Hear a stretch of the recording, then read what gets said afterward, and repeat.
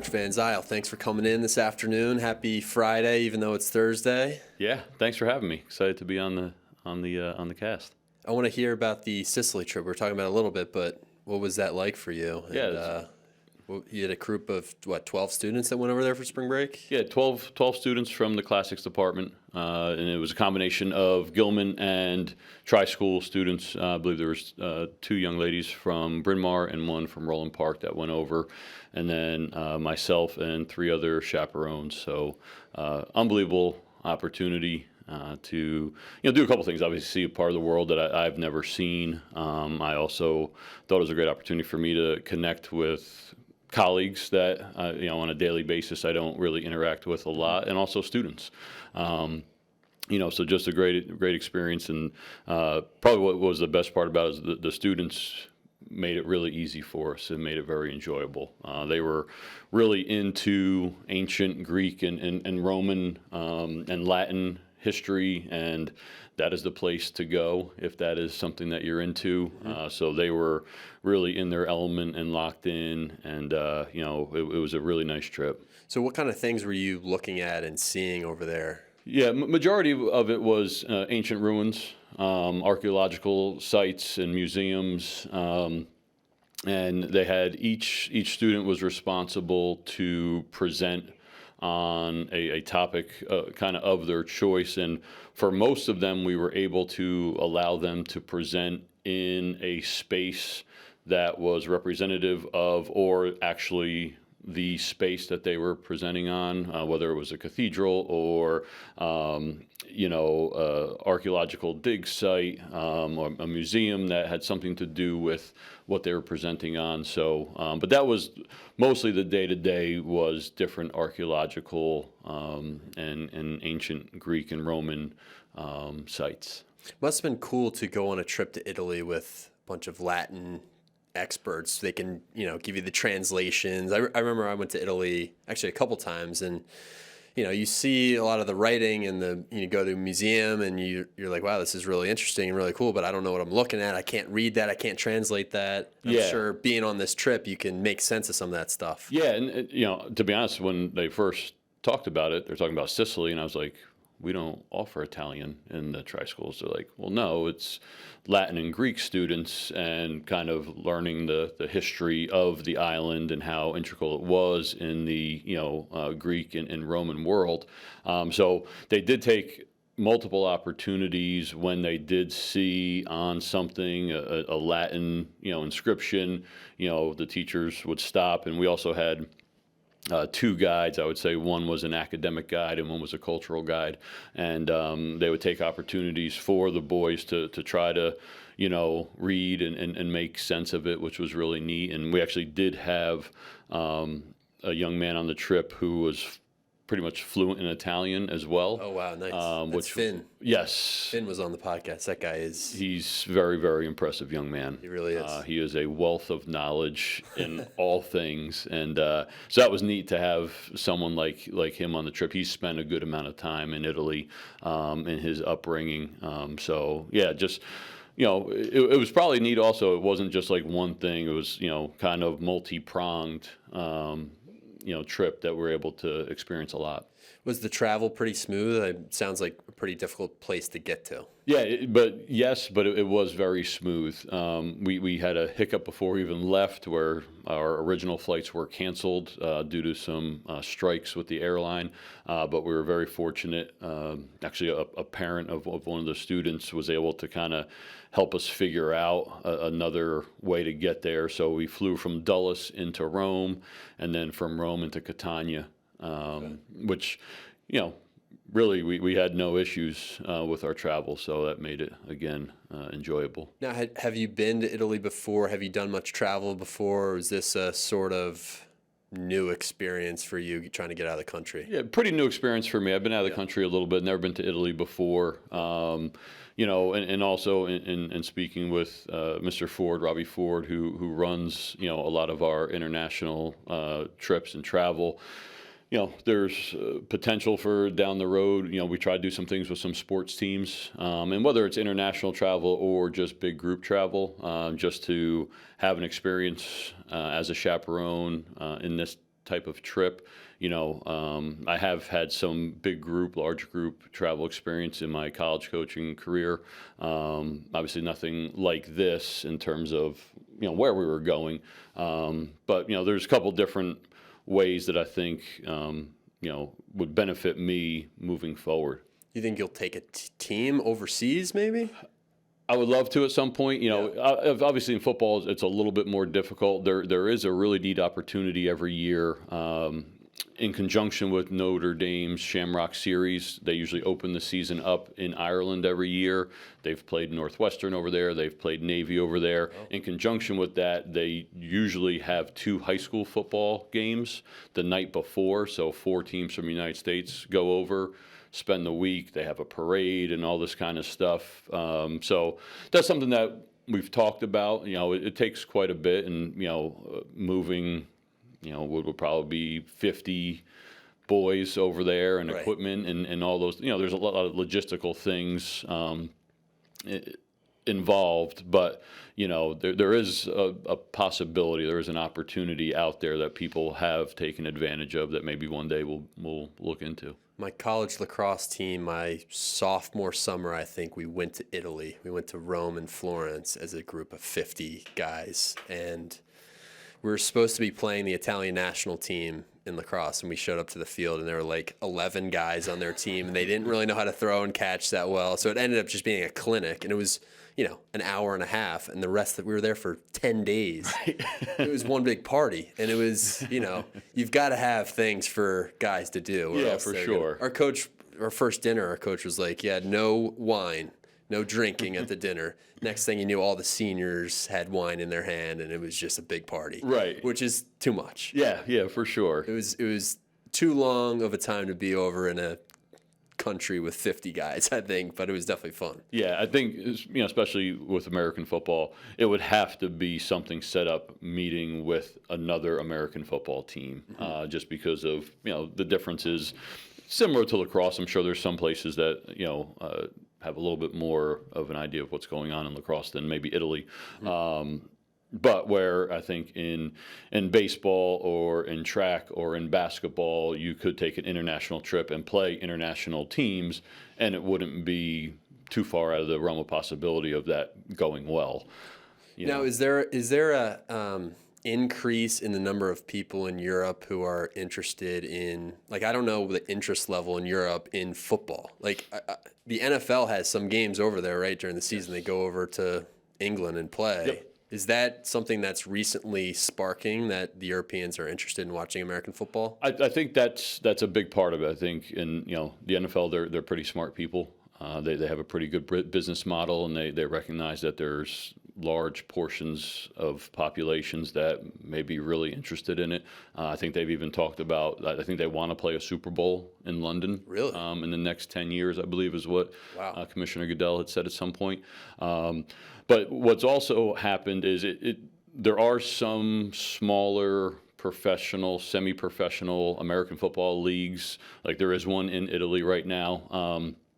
And a lot of that is there's some American-born players going over and playing. A lot of the coaches are American-born coaches going over.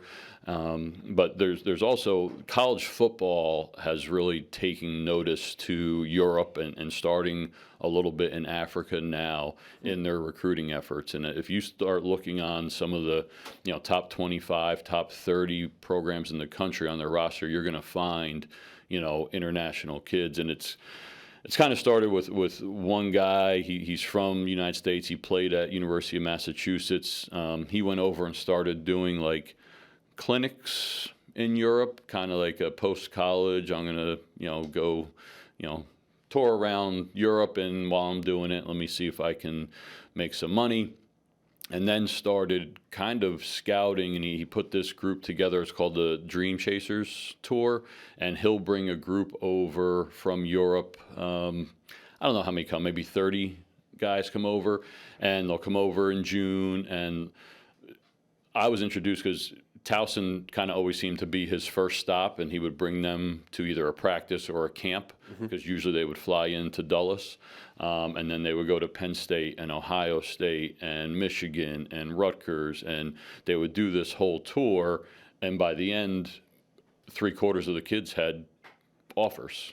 Wow. You know, Europeans are generally pretty big individuals in a lot of instances.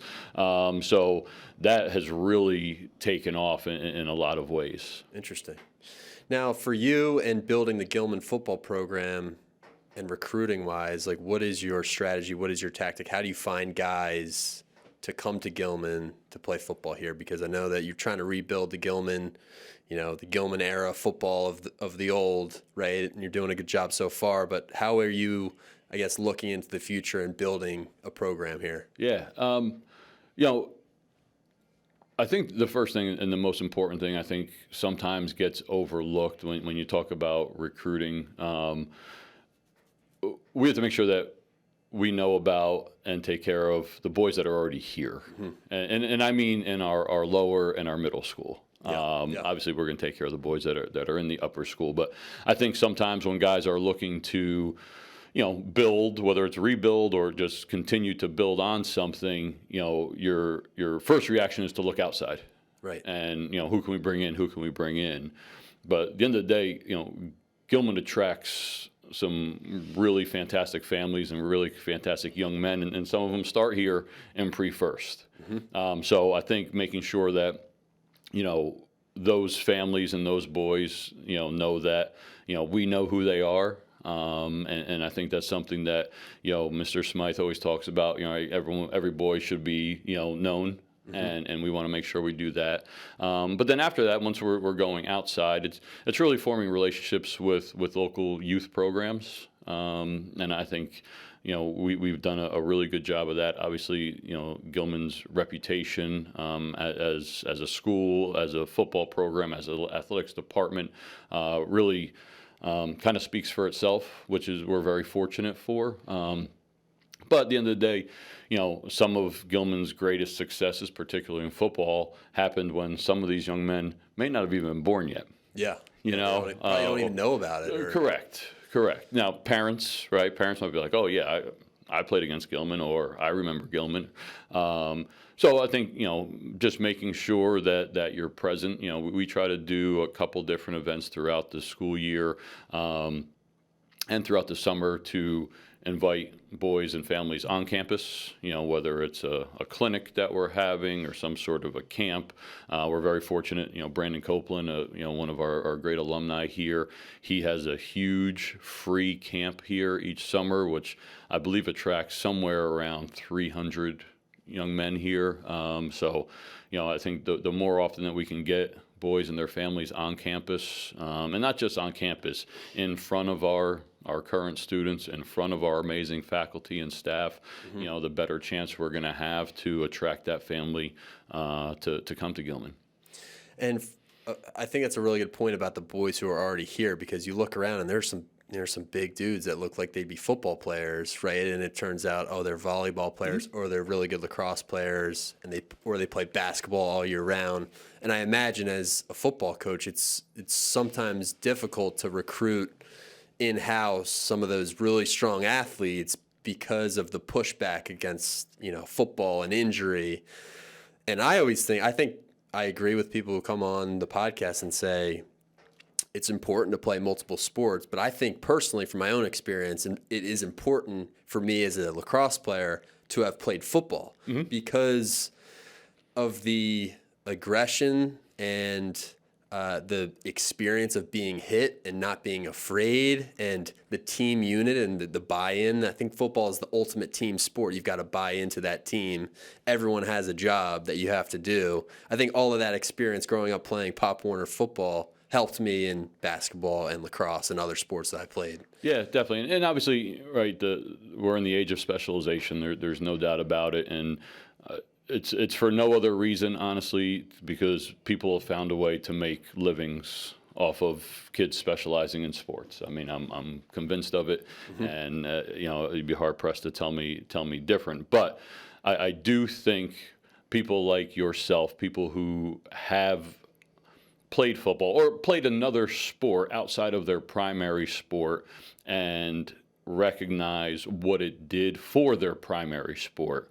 I think those people speaking out and letting it be known is really, really important, you know. And I always try to tell families, you know, even if it is a football first family and young man, like, go wrestle in the winter. And, you know, some like, oh, I'm not going to be very good. That's okay, right?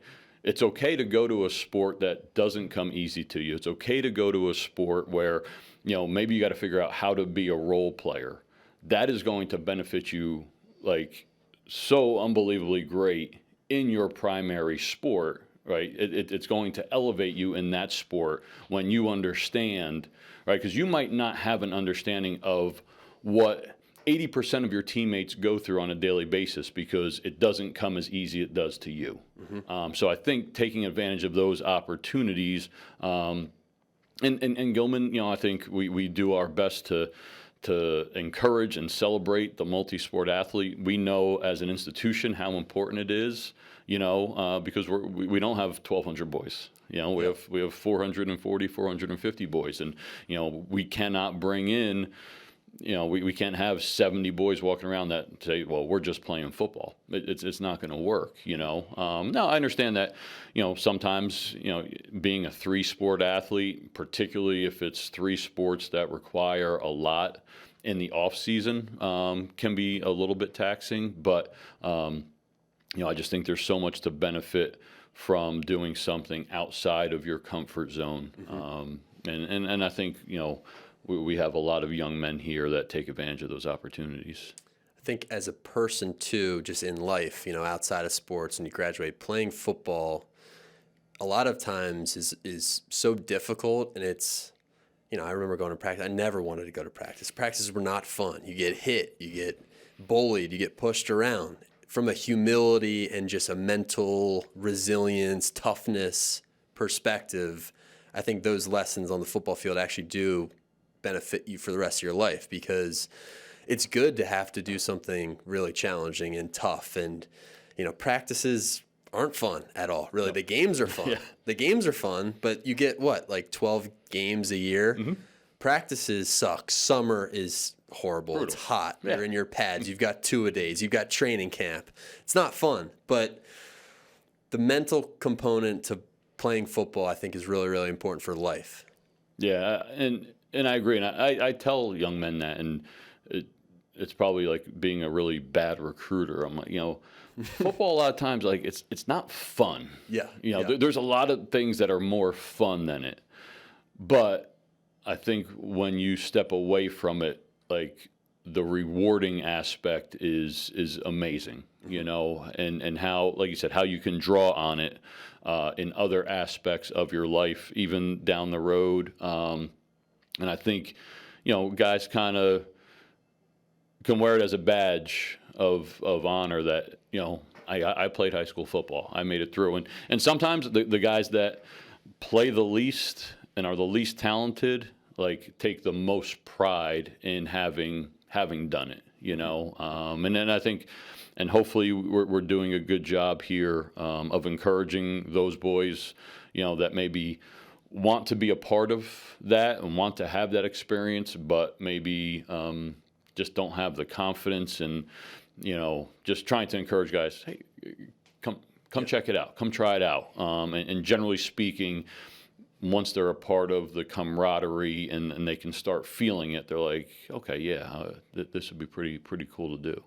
I would say, and I've mentioned this before, but football is the ultimate team sport. And I don't know why that is. Is it because everyone has a role? But just thinking about, I've played a lot of different sports. I played lacrosse, played college lacrosse. Lacrosse was my main sport, but the best teams that I've been on have really been some of my Pop Warner football teams. And it's not because we were pretty good. It's just because everybody had a role on the team, no matter if you're the QB or you're, you know, not even getting in the games, or like me, I had to lose weight for games because I was always the biggest kid. I was spitting weight, spitting gum, getting on the scale, wearing soccer cleats, trying to play in the game. But it's hard and everyone has a role. And I feel like that's partly what makes it such a ultimate team game. Yeah, and I think I agree that it is the ultimate team game, because everyone does have a role, and it takes one person, one breakdown out of the 11, and can really, negatively affect the entire course of the game. But, the other thing I think about is, if you think about sports in general, right? If you put together a group of guys and gave them lacrosse equipment, and maybe they have some semblance of what lacrosse is, you could roll a ball out there and be like, okay, let's go play, right? Basketball. You could roll a ball out there. You got 5-5, 3-3. You could go play. Baseball. You can go out, right? If you had 22 guys and you went out to a football field and everyone's suited up and you said, okay, you guys are on offense, you guys are on defense, go. No one would know what to do because of the complexities of personnels and formations and plays and rules in the play and all those different things.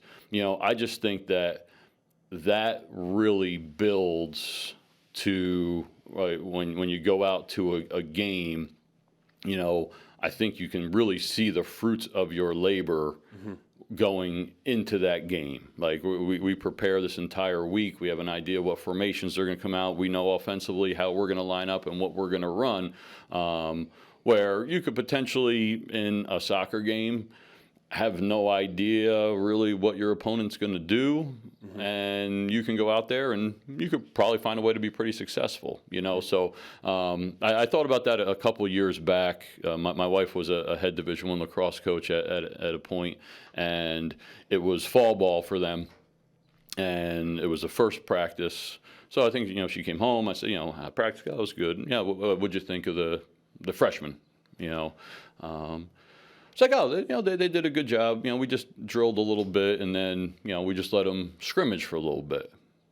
And I was just thinking, like, these girls, they're on campus for maybe a week. This is their first college practice, and they're scrimmaging. Yeah. And I'm just thinking, like, you couldn't do that in football. And doesn't make it any better or worse or anything like that. But I think that kind of adds to that whole ultimate team type of thing because of all these different levels of instruction that have to go into it just to be able to run a play. Yeah, there are more pieces to the puzzle maybe than any other sport. Correct. And to be honest, I know there's some guys that I've been around that they almost feel bogged down by that. They're kind of more of a free-flowing feel type of athlete that may, fit more into a lacrosse, basketball type of situation, because I think there aren't as many parameters necessarily. You're going to have some, set plays and things like that, but football doesn't really have the equivalent of the motion offense, where you're just going to pass and move and look for cutters and things like that. So that's interesting. So as a head football coach, you've got not only the team of players, but you've got the team of coaches. And I would imagine that getting everyone on the same page and buying into something is maybe the most difficult part of this, combining all these puzzle pieces. What are like the messages or I guess the buzzwords or just the ideas that you kind of put in place here at Gilman that bring everything together? Like what is the culture like that makes everybody come together among those different pieces? Yeah, and I think that's definitely the biggest challenge of a head coach is, getting everyone on the same page. And, I kind of talk to our assistants as, you guys have to be the tentacles, as one coach, especially when you have a roster of, and I'm talking our entire roster, 65 to 70 guys, it's hard for one coach to directly interact and affect every single guy on every single day. So you have to rely that, your assistant coaches are going to, account for a portion, and this assistant is going to account for a portion. And, but I think that the thing that's important to me is that everything we're doing, right, we're trying to put the kids in the best position to be successful. We're always coaching. We're not just yelling, and I've been around that a bunch where, and I said, you can coach loud, and I generally coach loud, right? And I've been around some other assistants that my daughters have had now in the lacrosse world, and there are some parents like, oh well, that guy, all he does is yell. I'm like, but listen, there are some yellers. Yeah, he's coaching. Yeah. Like, and sometimes you have to understand, right? Maybe you have to change your delivery a little bit, but also as the person receiving the coaching, sometimes you have to be able to separate the delivery from the message. So I think just it's really important here. We want guys to walk away from Gilman football and be like, wow, I'm so happy I did that. Like that, to me, if we're doing that, we're doing a good job. Do we want to win? Absolutely, right? But I want guys to walk away happy that they did it. I want them to be better young men when they leave the program than when they started in the program. And I want them to build lifelong relationships because, as an athlete, that's when it's all said and done, that's kind of what you have at the end. Yeah, that's what it's all about. Yeah. I love it's March Madness, and there's a video going around. I think it's an old video, but it's a basketball player in a press conference after they lose. And I think it's an old clip, but they ask him, what are you going to miss most? And he's crying. He takes like a minute to respond to the question, and he just goes, going out to eat with the guys. Right. Yeah. That's, and I try to say that to the guys, like, you're probably going to remember very few scores. Yeah. Right. Yeah.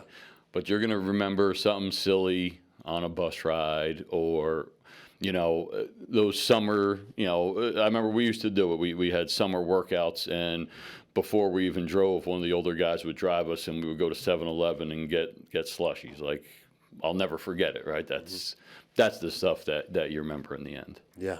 Yeah. Yeah, my Pop Warner days, those were glory days, and I really do. It's a type 2 kind of fun because I really did not like playing football. I was the guy on the team who made the water boy Bobby Boucher noises just to entertain people and make them laugh and be a knucklehead, but it was just trying to make some fun out of the hot, humid practices in August. Right. Yeah, for sure. So, Scott, let's talk a little bit about Gilman culture, maybe with the football team, but outside of the football team, because you're filling in this new role as a dean, and we're cracking down a little bit on some of the behavior, the dress code, making sure everyone's where they're supposed to be. And I've been thinking about this a lot because I think success in athletics actually depends on success at school. And I don't think that that's very clear as a teenager because you think, oh, I can just go to school, go about my day, and then do what I really care about at the end of the day, which is playing football or playing lacrosse. But I think there is a correlation between winning games and not having shirts tucked in during the day or not going to assembly or turning in an assignment late, whatever it is. And I want to talk about that a little bit because I think it's really important for Gilman's culture. Yeah, for sure. I can't agree more with you. I worked for a guy that his big thing was either nothing matters or everything matters. And there's really like nothing in between. So like, does tucking your shirt in matter? Well, if it's something that we say is expected, then yes, it does. And I think that if we're going to have a level of expectation when the boys come out to athletics in the afternoon, and I'm fairly confident that all of our head coaches here from the middle school level up, have level of expectations of timely punctuality and how you dress and how you conduct yourself and how we take care of the weight room and how we take care of the locker room spaces and all that kind of stuff. And, and not that in any way, shape, or form that Gilman didn't care about those things in the school building, right? But coming out of COVID, it was most important that we just got boys back on campus, right? That was the most important thing. So the dress code and some of those other, what you would consider, smaller things kind of got pushed into the background a little bit. They didn't go away, right? But there were more pressing things that we needed to focus our leadership's efforts on. And then, unfortunately here, Mr. Smith, Boo Smith, who was, a legendary figure in the community and longtime dean of students, he fell ill, and unfortunately, eventually passing. So the dean's office was, somewhat understaffed. Mr. Gilman did a phenomenal job. But again, I think when you are understaffed, you kind of have to prioritize things, and sometimes deans have to deal with some bigger things than, if your tie is showing or not.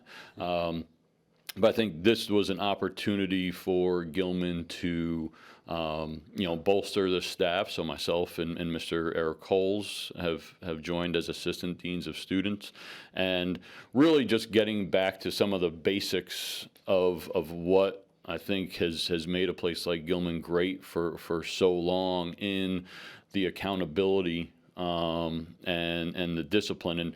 And, something that, someone says, oh, you discipline kids. Like, no, does that have to happen sometimes? Yes. What I hope we do is we encourage discipline within the boys, and getting into that frame of mind of learning a way to live a disciplined life. Because I think it was difficult when I know in football this is when we start, and I'm not a big if you're not early, you're late.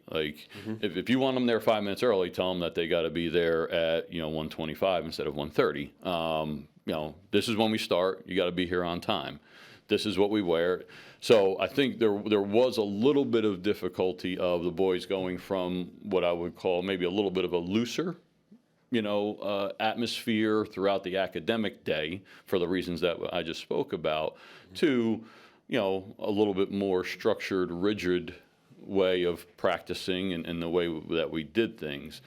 I think as we get back into a more structured and disciplined way of going through our school day, I think that will allow the boys to really flourish, because it's not going to be like a change of gears when they get out to practice. Right. It's going to be like, okay, yeah, this is what we do. Yeah. And I think this all has to do with discipline for sure, but also the idea of excellence, which is one of our Gilman 5. Everyone sees excellence. Everyone wants 99s in their classes. They want an undefeated season. They want to be champions, of course. But does everyone want to make their bed in the morning? No. Does everyone want to wear a tie to school? No. Does everyone want to wear nice dress socks to school? No. But guess what? When you play really good teams, especially in football, game of inches, all those little tiny details that you think don't matter actually make the difference between winning and losing a game. Absolutely. And it's like that in any sport. It's like that on any academic front too. It's like that just all around in life. And I think it's hard to put all those things together when you're a teenager, but I think that's where you come in and we come in as enforcers, or not in a bad way, in a good way. Helping them be accountable for that stuff. Yeah, definitely. And I think you see it at the highest levels of whether it's sport, business, or whatever. Sometimes like failures or downfalls of organizations or teams or individual athletes, you look back and it's like, wow, it was this one little thing that you never, maybe in your head you're like, well, that doesn't really matter because you're playing in the Super Bowl. Yeah, but you know what? And I'm trying to remember who it was. Someone had lined up offsides in a playoff game, and it took a touchdown off the board, and but he was barely offside. But what is barely? We go back to either everything matters or nothing matters. Right. So, and I think the more that we can use those type of examples for the boys, just to say, listen, these people are making millions of dollars a year, whatever it's in, and those things still matter. Yeah, I think anyone who's really, really successful focuses so much on the tiniest detail. Like, you can't be really successful at anything unless you make your bed in the morning, or unless you eat a good breakfast, or like those details actually do matter across the board in order to get excellent at anything. Yeah, and I think in my mind, Nick Saban's the greatest coach of all time, and I think it's for that reason. Like, all of those things matter. And I think when you, especially with coaches, when you look at the great ones, and sometimes you're like, does it really matter that, when you walk into the facility that something is crooked on the wall? Like, yeah, it does, because that sets a tone. The guys are walking in the building, and you don't want, I've always said that too, like, I think it's important for a school building and grounds to look nice. I think that's important. If I'm a kid and I'm walking into school and it's kind of a mess and the grass is overgrown and there's paint peeling, like, I don't know, in my mind, I'm like, no one's really taking this very seriously, I guess. Yeah. So yeah, I think all those things, and obviously the more that we can model it as the adults, here, the better it will be for the boys, and the more that we can show examples of people having success because of doing little things, and also, people having failures or coming up short because they, had a miscue on something small, hopefully can, help the boys kind of understand and grasp the concept a little bit.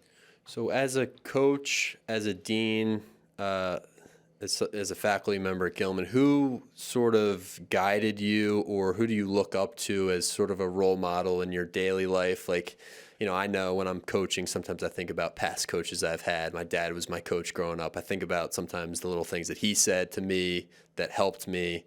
Think about my mom sometimes when I'm teaching. She's not a teacher, but she's always given me some good life lessons. I've had really, really impactful role models. For you as a coach, who has, I guess, led you to this position that you really hear in a sort of echoey way as you're coaching, as you're leading? Yeah, I've been really fortunate, and I almost say it's like I've gotten the answers to the test a little bit. My dad was a 30-plus year educator and head football coach in the state of New Jersey. So obviously, all the time that I spent for him, I did not play for him. I went to a different high school. He taught at a different district.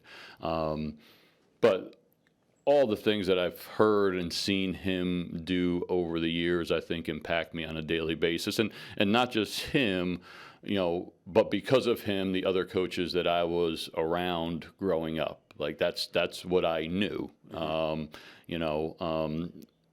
Also, I coached at the collegiate level for 20 years and had the opportunity also there to be around some fantastic coaches, and not just football coaches, other sports at the schools that I was at, and tried to spend time with those people when I could to kind of get an idea of how they did things, or sit down and watch a practice to see how they did things. And, to be honest, there's some stuff I was like, okay, I'm not going to do that. So, Yep. I've had a lot of different influences, probably the biggest being my dad. And then I'll be honest, I've been really fortunate since I've been here, and it's been a very short time. The people here are amazing, and obviously, some of the best at what they do.